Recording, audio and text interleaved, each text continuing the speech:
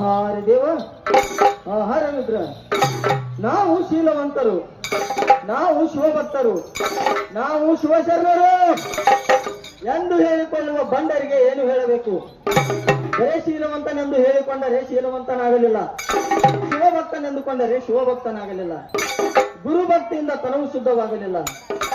ಹರೇ ದೇವ, ಹರ ರುದ್ರ, ಸುಳ್ಳು ಸಂಸಾರದ ಜೂಟಾಟದಲ್ಲಿ ಸಿಕ್ಕು ಮೋಸದ ವ್ಯಾಪಾರ ಮಾಡುತ್ತಾ ನಾವು ಸತ್ಯವಂತರು, ನಾವು ಶೀಲವಂತರು ಎಂದು ಹೇಳಿಕೊಳ್ಳುವ ಮಂಗ ಮನುಷ್ಯನ ಪದ್ಧತಿ ಹೇಗಾಗಿದೆ ಎಂದರೆ ಹೆಂಡದ ಗಡಿಗೆಗೆ ವಿಭೂತಿಯ ಪಟ್ಟ ಬಡಿದಂತಾಯ್ತ ನೋಡ.